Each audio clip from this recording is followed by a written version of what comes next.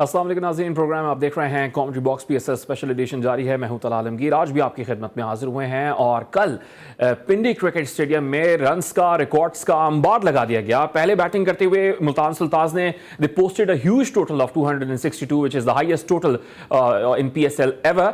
PSL की तारीख का सबसे बड़ा स्कोर किया। और उस्मान खान जो कि अपनी फॉर्मर टीम क्वेटा ग्लैडिएटर्स के अगेंस्ट खेल रहे थे, ये मैच उन्होंने पीएसएल की तारीख की तेज तरीन सेंचुरी 36 बॉलों पर जड़ दी। और उसके बाद जवाब में Quetta Gladiators they were close but yet so far they lost the match by just 9 runs. इस पे हम बात करेंगे कि क्या कल के मैच की सूरत हाल रही। एक और अहम मैच अभी जारी है, Peshawar Zalmi they are facing Islamabad United and अभी ऐसा लग रहा है कि Islamabad United they are losing this match. They require 70 runs of just 32 balls, 5 wickets in hands उनके। और एक और मैच आज होने जा रहा है जो कि एक ओल्ड राइवलरी है पीएसएल सीजन की। Karachi are facing Lahore Qalandars later on in this today's super Sunday, जिसे हम कह रहे हैं इस साल पीएसएल का लास्ट सुपर संडे है। 2 मैचेस खेले जा रहे हैं और गद्दाफी स्टेडियम लाहौर में ये मैच होने जा रहा है। एक और मामले पे बात करेंगे बिकॉज ऐसा लग रहा है कि भारतीय क्रिकेट टीम की जो ग्रिप है वो ऑस्ट्रेलिया के अगेंस्ट मजीद मजबूत हो गई है।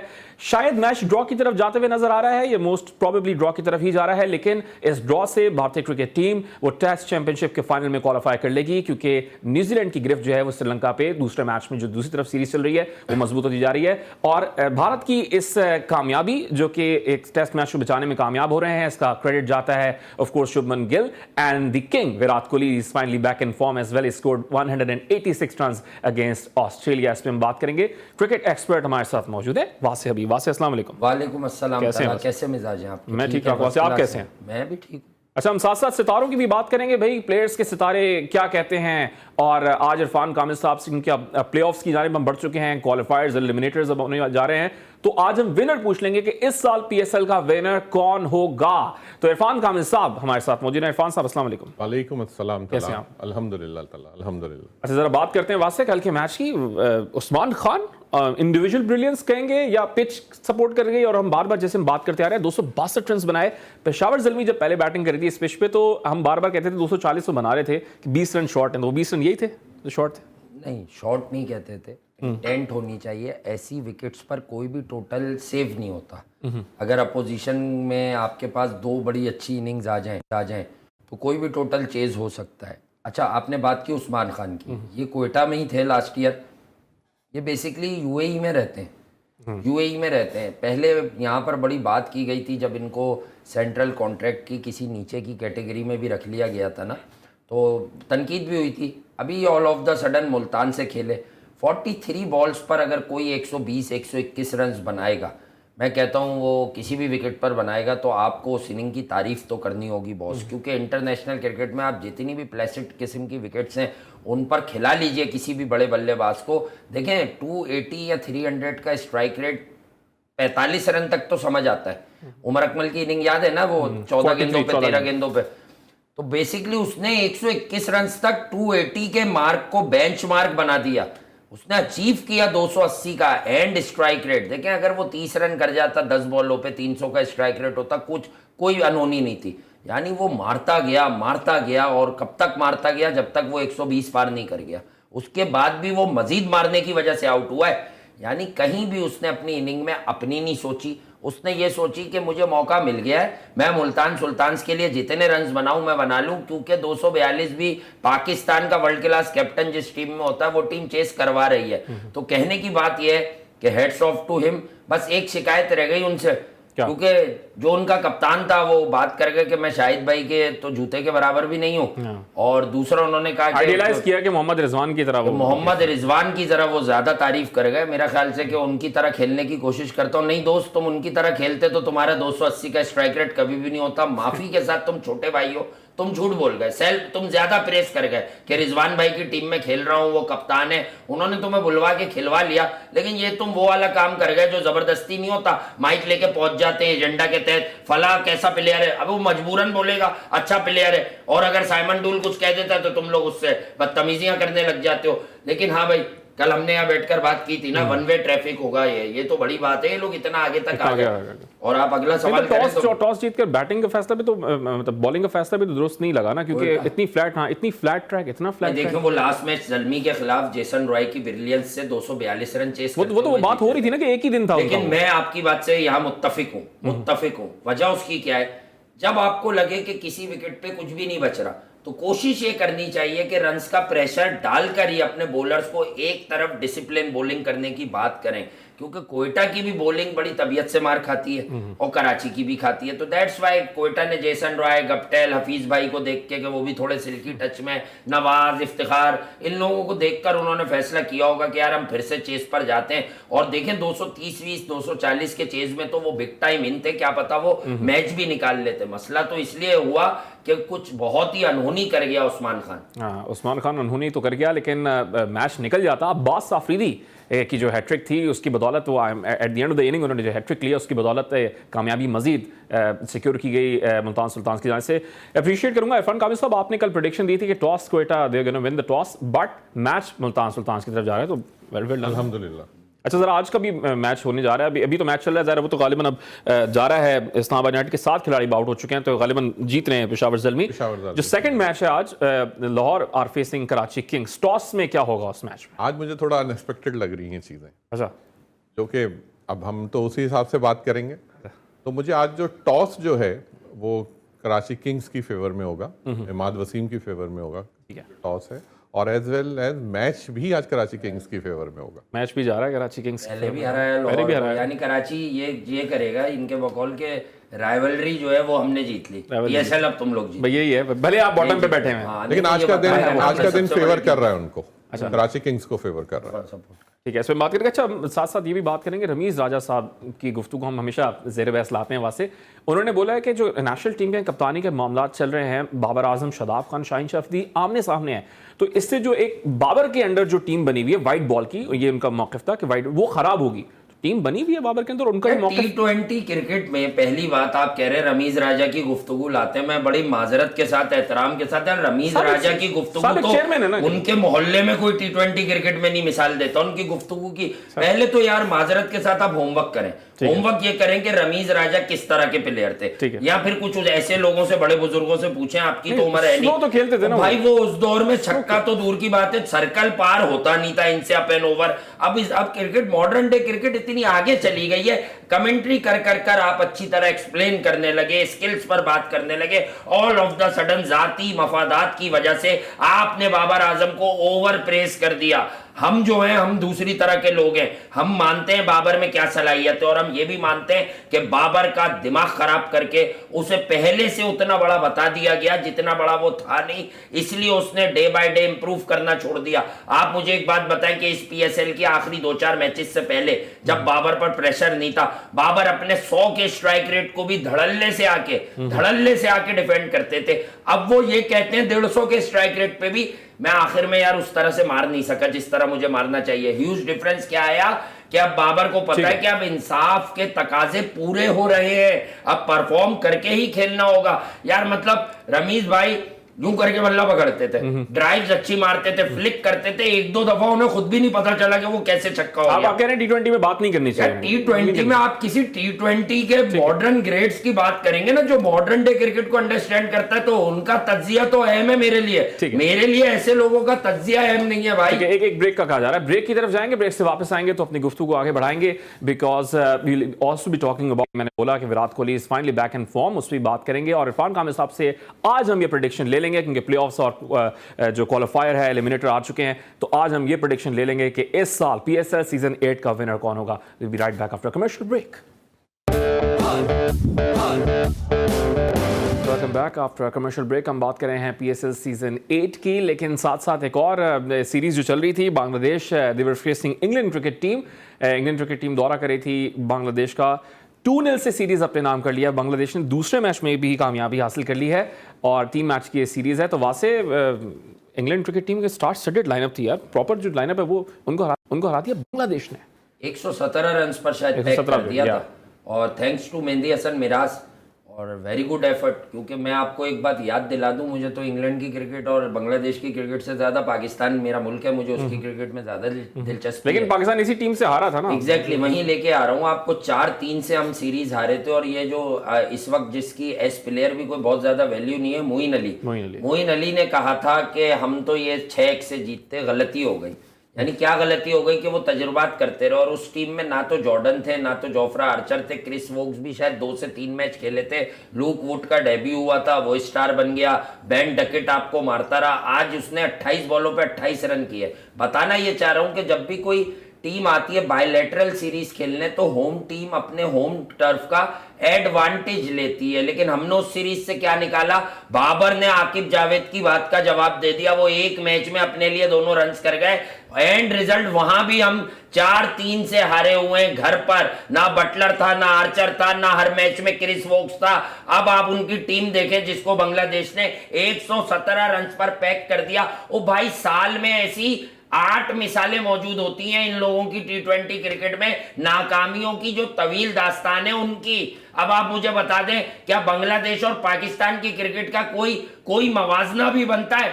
लेकिन इस वक्त मैं किसको अच्छा कहूं कि नहीं भाई, बांग्लादेश होम सॉइल पर बर्बाद कर गई इनको। लेकिन फिर तो इंडिया को भी सीखना पड़ेगा ना बांग्लादेश से, क्योंकि सेमीफाइनल में तो इंग्लैंड ने हराया था। किसने हराया था? इंग्लैंड ने हराया था गालिबन।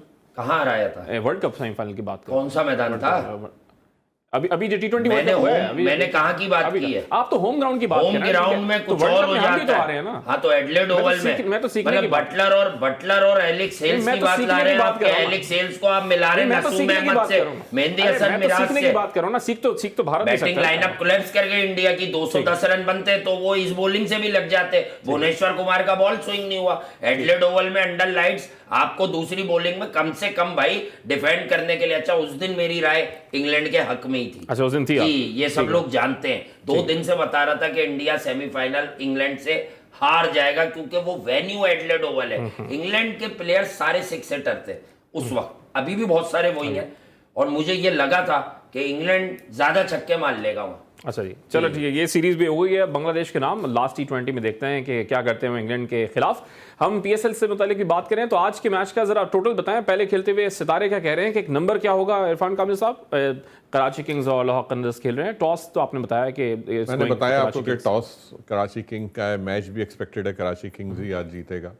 और जो स्कोर जो मैं एक्सपेक्ट कर रहा हूँ दैट इज 219, 219 से लेके 237, बढ़ गया 237 ये है बस। 226 था। कल 226 था, लेकिन वही 20 रन ऊपर में जो कह रहा था ना, वो लिटिल बिट इतना डिफरेंस तो आता है, लेकिन हम उसको देख रहे होते हैं कि डिजिट्स क्या क्या है। ये आपने सही पेशन कोई की, 200 से ऊपर ही था इसको। 219 एंड 237 इसके हम इसको एक्सपेक्ट कर रहे थे कि इसके दरमियान आएगा। पिंडी में तो ये सब हो जाता, लेकिन लाहौर की पिच पे एक्सपेक्ट कर रहे हैं 219 से प्लस रन जा रहे हैं लाहौर गद्दाफी स्टेडियम। बन सकते हैं, लाहौर में क्यों नहीं बन सकते? क्या पिशावर जलमी और इनका जो मैच हुआ था पहला वाला लाहौर में, वो कहाँ हुआ था? वो लाहौर में हुआ था भाई।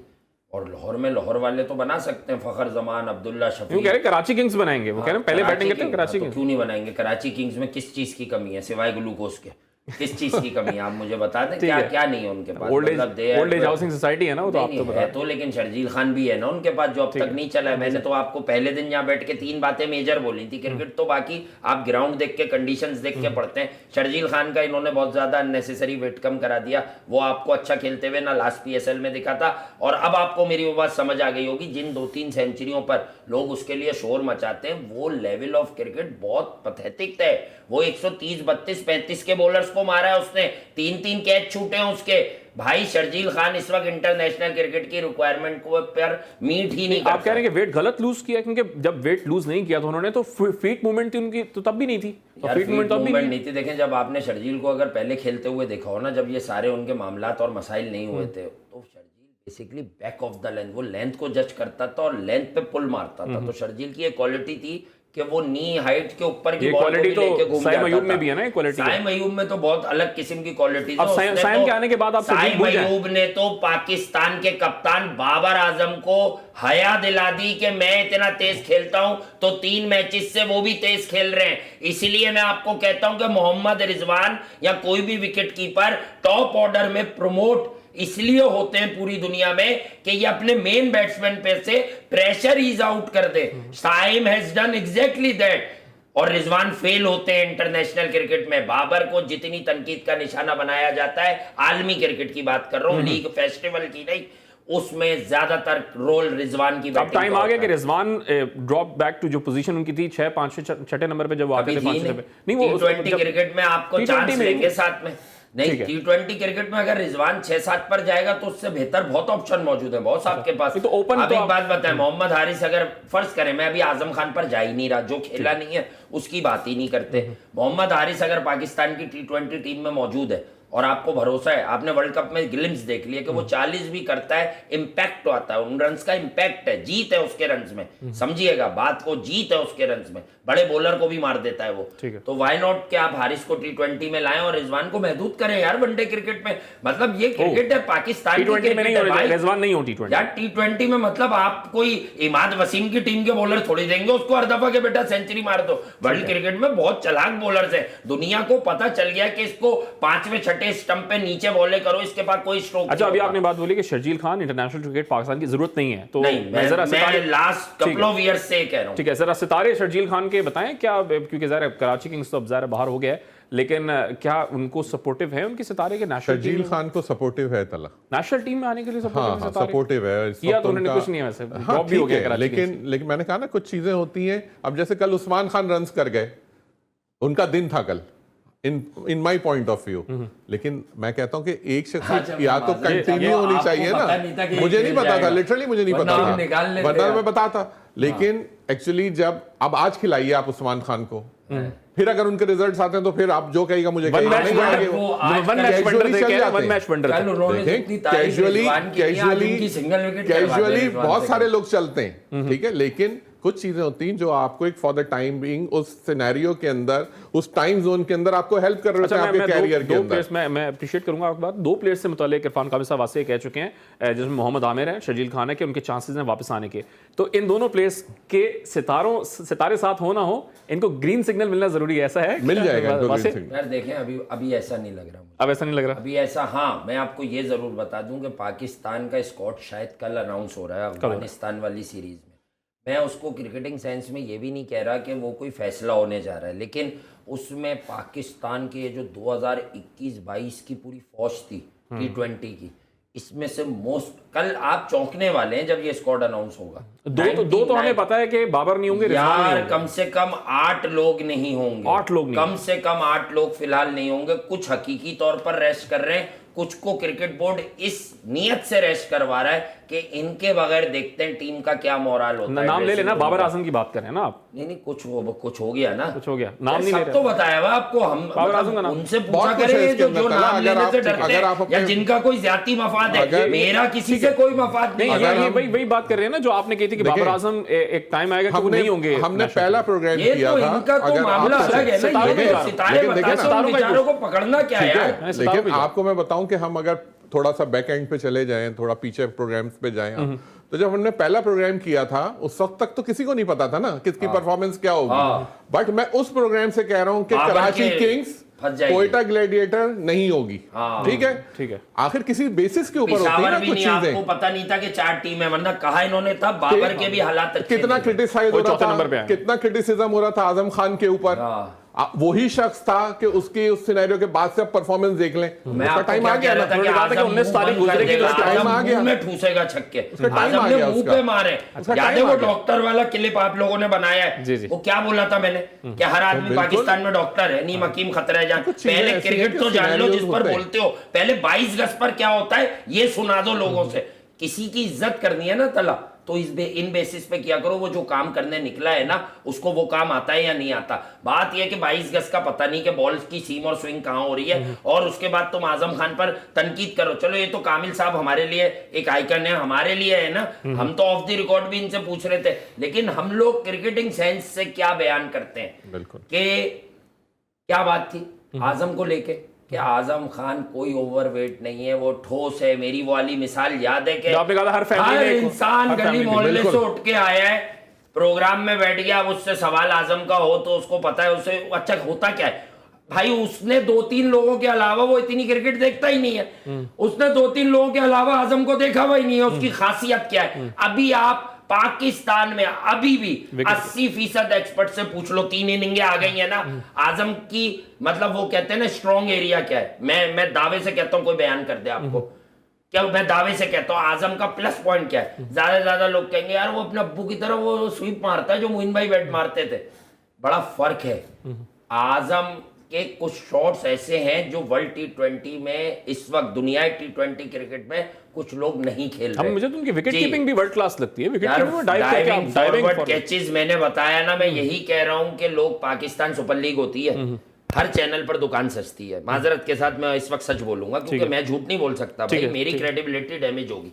अब सुने, दुकान सस्ती है, लोग आके बैठ जाते हैं, लोग पीछे से प्रोडक्शन टीम से पर्चे ले लेते हैं। हमारे पास कोई पर्चा होता है? कुछ होता है? हम ऐसे ही आके बैठ जाते हैं। मैं तो प्लान के लिए करता हूँ, आप मुझे बोल रहे हैं तो कुछ नहीं मैं कह रहा, आप अपनी बात मजाक करता हूँ, आप अपने पे नहीं ले जाए। आप माशाल्लाह बहुत अच्छा प्रोग्राम कर रहे हैं। ठीक है। दूसरी बात यह है, अब क्या होता है, क्या आई है नहीं, कुछ पता है नहीं लोगों से स्कोर। जब कोई आपसे स्कोर कार्ड निकलवाएगा ना और यहां रख के बोलेगा, इसका मतलब क्रिकेट निलबटा शून्य है उसकी। यार कहां है यहां पर्चा?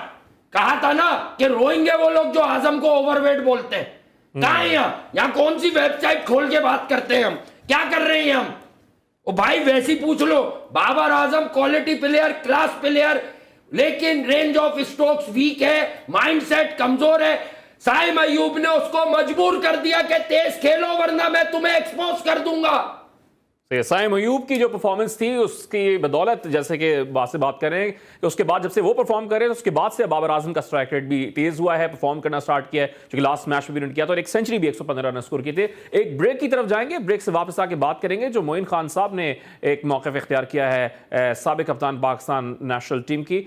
ब्रेक पे कुछ देर बाद जाएंगे। साहब मैं जरा बात करूंगा, मोइन खान साहब ने बात बोली है जो क्वेटा ग्लैडिएटर्स की परफॉर्मेंस रही है लास्ट 4 सीजन्स में, उसमें जो मलबा है सारा हार का वो सरफराज अहमद पे डाला गया। वो कह रहे हैं कि अगर 2 साल से आप कमबैक की कोशिश करें नेशनल टीम में, इस स्ट्राइक रेट के साथ तो आप नहीं कर सकते। 110 120 मोइन खान साहब कह रहे हैं, साबिक साथ रहे हैं ना उनके। हाँ, फाइटर भी का है साथ में। थोड़ा सा मुझे लग रहा है आप बयान को ट्विस्ट करके खबर बनवाने के आपको सबक के सेट के बात कर रहे हैं। बेसिकली उनके साहबजादे तो कॉम्पिटिटर हैं उनके, लेकिन उन्होंने बड़ा नेक काम किया आजम ने कि छोड़ दी है फ्रेंचाइज, क्योंकि ये मशवरा उनको साबिक क्रिकेटर्स दे रहे थे काफी अरसे से, क्या आजम को छोड़ दे क्वेटा, फिर आजम प्लेयर बन जाएगा। देखे ना इस्लामाबाद, वो गए बड़ी सुलझी हुई फ्रेंचाइज में। इस्लामाबाद को हमने फेवरेट कहा हुआ है इस टूर्नामेंट का, सही है, वन ऑफ द फेवरेट नहीं, हॉट फेवरेट कहा हुआ है। ठीक है, क्यों कहा हुआ है भाई? वो 2 मैच लाहौर से हारी है, लेकिन शायद तीसरी बार ऐसा ना हो, सही है, क्योंकि वो बस हो गई जो होना था। तो भाई बात ये, वो ऐसी फ्रेंचाइज में गए, ये लोग ग्राउंड से बाहर क्रिकेट नहीं खेलते, इनका शोर नहीं मिलेगा आपको, इनका काम मिलेगा मैदान में, इनका होमवर्क टाइम आपको जो है ना मैदान में पता चलता है ये किस तरह की क्रिकेट खेलते हैं, पॉजिटिव। यार सरफराज अहमद को मैं कह तो चुका हूं कि T20 क्रिकेट को सरफराज अहमद खैरबाद कह दें और उनके लिए बहुत अच्छा होगा, उनकी क्रेडिबिलिटी इनहेंस होगी, वो लेस नहीं होगी, बढ़ेगी। आप समझे, एक होती है इनिशियल क्रेडिबिलिटी, एक होती है एक्वायर्ड क्रेडिबिलिटी। इनिशियल क्रेडिबिलिटी वो होती है जिसके साथ हम कहीं आके बैठते हैं, अब हमारी बातों में वजन कितना है ये हम एक्वायर्ड और ये मैं इनकी तायद करूंगा इसमें वासे भाई की, कि जो ये बात कह रहे हैं ना आजम खान के लिए, एग्जैक्टली ऐसे ही चीज है। और उस अगर ये इस्लामाबाद यूनाइटेड की जगह किसी और टीम में होते, आप यकीन करें कि इसकी परफॉर्मेंस वो नहीं आती। ये मुझे एस्ट्रोलॉजिकल समझाएं, कलर्स का मामला है या जो नंबर उनकी जर्सी का इसका मामला है? होता क्या है कि जब आप एक टीम को ज्वाइन करते हैं ना तो उसके बहुत स्ट्रॉन्ग वाइब्स होती हैं, जो उस टाइम के बहुत अच्छे हैं, ठीक है, अब उस टाइम ड्यूरेशन के अंदर हेल्प कर रहा होता है। असल में आजम खुद इस्लामाबाद, सबको वो आपने देखा था उनका वो जो बाइसेप्स दिखा रहे थे। इस्लामाबाद यूनाइटेड का नाम ही इतना हाइटेड है कि जो इस ड्यूरेशन के अंदर उनको 90% सपोर्ट कर रहा है। अच्छा, फिर मैं उनको शाबाश देता हूं जिसने वो टीम का सिलेक्शन किया है भाई, जिस प्लेयर को आप उठा लें, अगर 11 प्लेयर हैं उसके अंदर से 9 प्लेयर तो लकी हैं उसके अंदर जो खेल रहे हैं, यानी वो आगे पीछे उनके सिनेरियो आखिर तक फाइटर्स हैं उसके अंदर। वो कहते हैं चलते हैं तो सारे चलते हैं वरना कोई नहीं चलता। लिटरली मैं आपको बता रहा हूं कि जितना वीक मैंने कराची किंग्स के और क्वेटा ग्लैडिएटर्स की लोगों को देखा है, इतना किसी को नहीं देखा इन चारों टीम जो अदर देन एक आदमी को ताकतवर देखा पूरे सीजन में। किसको? जेसन रॉय को। जेसन रॉय को वहां दिखा के फिर आए हैं तो उसकी पर्सनालिटी ऐसी है, उसकी बर्थ ऐसी है भाई, उसकी बर्थ इतनी हाइटेड है। तो आप जब जेसन रॉय ने होप्स तो दिला दी थी ना क्वेटा ग्लैडिएटर्स की जैसी। होप तो शायद होप ने नहीं दिलाई जितनी जेसन रॉय ने दिला दी। ठीक है, चलें आए आप अगला। अच्छा मैं जरा बात करूंगा क्योंकि आज क्योंकि इरफान कामिल साहब नाज़रीन को बता दूं कि आज हमारे साथ आखिरी शो है इनका, तो मैं इनसे प्रेडिक्शन लेना चाह रहा हूं कि कौन सी 2 टीम्स खेलने जा रही हैं। इरफान कामिल साहब एक बता दें नाज़रीन को भाई कौन सी 2 टीम्स हैं फाइनल खेलने जा रही हैं। एस्ट्रोलॉजिकली जिनके स्टार्स बहुत ज्यादा फेवर कर रहे हैं, और उसमें देखें 2 ही टीम्स हैं जो बहुत ज़्यादा क्लोज हमें नज़र आ रही हैं। उसमें एक लाहौर कलंदर्स है और इस्लामाबाद यूनाइटेड है। अच्छा तो अब इन दोनों के दरमियान ही फाइनल आना है। जीतेगा कौन ये बताएं? और इस्लामाबाद यूनाइटेड, देखें ठीक मैं बिल्कुल क्लियर कट कह रहा हूं, मैं तो शुरू से सपोर्ट कर रहा था विदाउट एनी डाउट कह रहा हूं इंशाल्लाह ताला कि अगर ऑनेस्टी के साथ क्रिकेट होती है, इसलिए कि मुझे नहीं पता बैक एंड्स पे क्या होती हैं, क्या चीजें होती हैं, अगर कोई चीजें ऑनेस्टी के साथ अगर क्रिकेट होती है नहीं होता ना, हमें नहीं पता होता क्या चीजें हो रही है, इसलिए बहुत सारी चीजें बैक एंड पे क्या है। ऑनेस्टी के साथ अगर देखा जाए, आप ये कहते हैं अगर ग्राउंड में क्रिकेट होती है और खेल के अगर जीतता है कोई तो वो इस्लामाबाद यूनाइटेड। अच्छा आज तो हार गए पेशावर ज़ल्मी से, 13 रन से शिकस्त का सामना करना पड़ा। पेशावर ज़ल्मी जीत गए भाई, 13 रन से शिकस्त, इस्लामाबाद हार गई। आज क्या स्कोर था?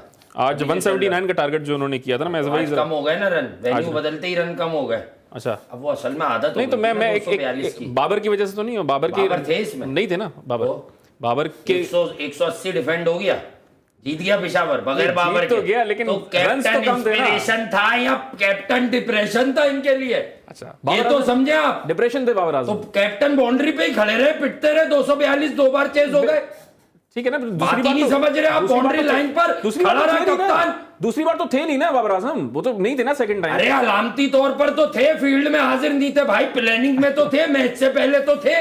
ठीक है, लेकिन जब वो टीम अंदर आई तब तो उनको गोद में लेके थे। अब बाबर उसी सिचुएशन पे है जैसे कराची में थे, वही डिप्रेशन आप ये कह रहे हैं कराची में। सारे लोग कहते हैं कि कराची में जो प्रॉब्लम थी वो बाबर आजम थी। नहीं, कराची में हमेशा से बहुत सारी और प्रॉब्लम्स जीते भी तो बाबर का माइंडसेट भी कमजोर था। कराची ने जो मिडिल ऑर्डर में लड़के रखे हैं वो कभी ठीक नहीं रखे। और मैं तो यहाँ मोहम्मद आमिर को भी रगड़ लूं आपके पास बैठ के, कि आमिर कह रहे थे, मैंने कहा कि शुएब भाई को ले लें, भले 3 दे दें, यानी वो भी तफरी ली उन्होंने। अब उनका मजाक बनेगा इस बात पर, शुएब मलिक को लेकर भले 3 लड़के दे दें अपने। तो शुएब मलिक ने पाकिस्तान को बेटा आमिर वो चैंपियंस ट्रॉफी में भी कुछ नहीं करके दिया जिसमें तुमने 3 आउट किए थे। लेकिन इतनी ये वेट लिफ्टिंग मुनासिब नहीं है कि जो फाइनल्स जिस दिन होगा और इस्लामाबाद यूनाइटेड लाहौर कलंदर 19 मार्च, उस दिन अगर किसी की आप परफॉर्मेंस देखेंगे ना, वो शाहीन अफरीदी की देखेंगे। शाहीन अफरीदी, ये भी आपको बता रहा हूं। Despite that they lose the game, मैं वो भी एक एक बात डिफरेंट चीज बता है। दूं सितारों की रोशनी में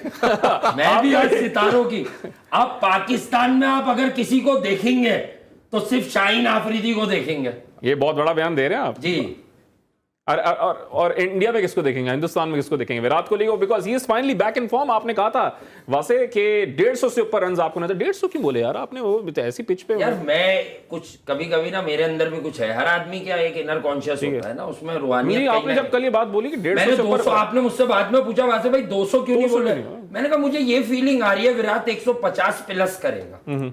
सही है, 186 बनाया उन्होंने। हाँ, वो नहीं कर सका। इसका ये मतलब नहीं कि मैं ये क्रेडिट ले रहा हूं कि मैंने कहा था 200 नहीं करेगा, कर सकता था, but I have a gut feeling कि विराट 150 प्लस करेगा और बारी खत्म हो जाएगी। शायद ऐसा ही हो गया और आज विराट कोहली ने बता दिया। अब आपको वो 3 दिन पहले का कंटेंट समझ आया कि विराट पर बात तो भाई कोई फॉर्म नहीं गई हुई, बहुत शदीद स्पिनिंग विकेट्स थी, जिस पर एक रोहित शर्मा की सेंचुरी के अलावा पूरी इंडियन और ऑस्ट्रेलियन दोनों बैटिंग लाइनअप कोलैप्स ही करती रही है। वहां विराट ने एक टेस्ट में 44 भी किया है। सिर्फ अक्षर पटेल के अलावा किसी के रन्स नहीं आए इन विकेट्स पर। सेंचुरी से जवाब दे दिया ना फिर विराट कोहली। जवाब दे दिया। आपको अब नई खबर दूं, मैं तो कल से बता चुका हूं। अच्छा। इंडिया सुबह अगर 3 विकेट ले गया 25-30 रन पे, इंडिया ये टेस्ट मैच जीत रहा है डे 5 पर। डे 5 पे हाँ, लोग अभी कह रहे हैं ना 88 ये runs अभी आज भी जो trail है। विराट ने आज जो बैटिंग की है 2 सेशंस में, वो मुश्किल विकेट पे की है, बॉल स्टार्ट्स कीपिंग लो और टर्न भी हो रही हो नहीं तो ऐसा रिस्क 2.4 जो है ना वो टर्न भी लिया है आज बॉलने में। आप क्या समझ रहे हैं यार विराट कोहली को? यार ये मतलब कल के बच्चे आके विराट कोहली को डिस्कस करेंगे। सोशल मीडिया पर विराट जैसों के बारे में बातें नहीं होती, किसी जगह दुकान सजाकर विराट पर बातें नहीं होती। 75 सेंचुरीज, 26,000 रन। पहले बात को अंडरस्टैंड करो। यश धोल जो अंडर 19 में पागलों की तरह क्रिकेट खेल के वर्ल्ड कप जितवा के लाया, वो विराट के पांव छू के गया था। ठीक है जी, फाइनली स्कोर्ड 186 रन्स और उन्हीं की बदौलत अब भारत इस मैच में भी वापस नजर आ रहा है। इरफान कामिल साहब से मैं गुफ्तगू करना चाहूंगा क्योंकि प्रोग्राम को पहुंचा और आज जैसा कि मैंने बोला कि इरफान कामिल साहब आज लास्ट डे आपका हमारे साथ प्रोग्राम में, तो कैसा रहा आज का आपको थैंक्स करना चाहूंगा अपने फैजान नकी भाई जो हमारे प्रोड्यूसर, उनका बहुत शुक्रिया। वासे भाई, आप, तला भाई, हमारे जितने engineers, cameraman, everybody is supportive और लिटरली रियली आई एंजॉयड। मुझे बहुत अच्छा लगा, बहुत ज़बरदस्त। I mean it's a very very good experience.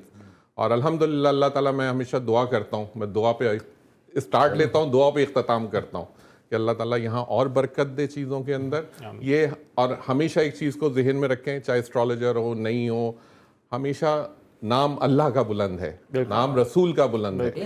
और आगे जब भी मैं हमेशा कहता हूँ वल्लाह आलम बिस्सवाब, गैब का इल्म अल्लाह को है। फिर वहाँ से कुछ ऐड करना मैं चाह रहा जरूर कहना चाहूंगा यार, मतलब बिल्कुल एक नया एक्सपीरियंस मेरे लिए। मैं पहले भी काफ़ी जगह पर चीज़ें करता रहा, फिर अपने पर्सनल प्लेटफॉर्म पर मुझे लगा थोड़ा सा, जब हम साथ बैठे, मैंने कहा यार एस्ट्रोलॉजी होगी इसमें। लेकिन जब मसला ये हो, आपकी नीयत अच्छी होती है ना, आप लोग बैठकर काम करते हैं तो आपको समझ आ जाता है किसका क्या रोल है, और रोल में रहकर काम करना बड़ा इम्पोर्टेंट होता है। तो बस कमी ये होती है इरफान कामिल साहब, मैं ये नहीं कह रहा क्या सच है, ये बात मैं हमेशा ऑन एयर आपको भी कहता हूँ, सच और झूठ पर मत जाए भाई। इरफान कामिल साहब का जो रोल है यहाँ पर, वो जो इल्म दिखता है सितारों का, इल्मो अदद का, नंबर्स गेम का, नामों का असर, उस पर बात करते हैं। बाकी बहुत कुछ और भी होता है और बदल रहा होता है। मैं भी कंपनी मेजर्स जो थे, मेजर्स बहुत ज्यादा एक नाम नहीं ले सका, काशिफ जाफरी साहब जो हमारे प्रोग्रामिंग हेड। बहुत शुक्रिया इरफान कामिल साहब, प्रोग्राम क्योंकि खत्म हो गया। इरफान कामिल साहब का बहुत बहुत शुक्रिया आज इस PSL सीजन में, इस ट्रांसमिशन में आप हमारे साथ मौजूद है। वासे हबीब आपका भी बहुत शुक्रिया, आप तो प्रोग्राम में साथ रहेंगे, खत्म हो रहा है। रुमाल है ना रेड, अच्छा ठीक है, मतलब मुझे ना एक अजीब सी फीलिंग 14 फेब वाली फीलिंग ला रही है। ठीक है जी, चलें कल आपसे दोबारा मुलाकात होगी, अपना ख्याल रखिएगा, अल्लाह हाफिज।